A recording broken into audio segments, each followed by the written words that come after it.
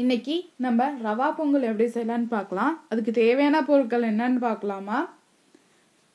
ரவா வந்து 1 கப் எடுத்திருக்கோம். 3 டீஸ்பூன் வந்து நெய், 1 டீஸ்பூன் வந்து சீரகம், 1 டீஸ்பூன் வந்து மிளகு, கருவேப்பிலை வந்து ஒரு கொத்து, இஞ்சி வந்து சின்ன துண்டை வந்து தூளாக அரைஞ்சி வச்சுருக்கேன், முந்திரி பருப்பு வந்து ஒரு 10, அதுக்கப்புறம் பாசிப்பருப்பு வந்து குக்கரில் மஞ்சத்தூள் போட்டு லைட்டாக வந்து தண்ணி கொஞ்சம் அதுக்கு தேவையான தண்ணி விட்டு 3 to 4 விசில் வேக வச்சுருக்கேன் நல்லா கொலைய.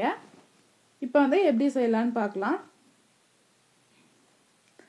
ஃபஸ்ட்டு ஒரு கடாய் எடுத்துட்டு இந்த கடாயில் 2 டீஸ்பூன் வந்து நெய் விட்டுக்கலாம்.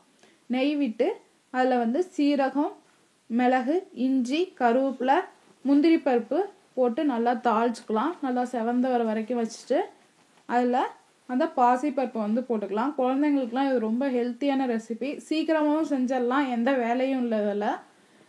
அதுக்கப்புறம் வந்து அதுக்கு தேவையான இப்போ வந்து 1 கப் ரவைக்கு வந்து நான் 3.5 டம்ளர் தண்ணி ஊற்றிருக்கேன். அதில் அந்த பருப்பில் நல்லா அந்த பருப்பை நல்லா கட்டி விடாமல் நல்லா கிண்டிக்கலாம். இப்போ வந்து தண்ணி நல்லா கொதியாகி வந்துட்டுருக்கு. அதில் வந்து நம்ம ரவையை வந்து போட்டுக்கலாம். கொஞ்சம் கொஞ்சமாக போட்டு கட்டி விடாமல் கிண்டிக்கலாம். பாருங்கள், இப்போ வந்து ரவை நல்லா வெந்து வந்துட்டுருக்கு. இல்லை உங்களுக்கு இன்னும் கொஞ்சம் கெட்டியாக வேணும் அப்படின்னா நீங்கள் வந்து ஒரு 3.25 டம்ளர் to 3 டம்ளர் தண்ணி விட்டுக்கலாம்.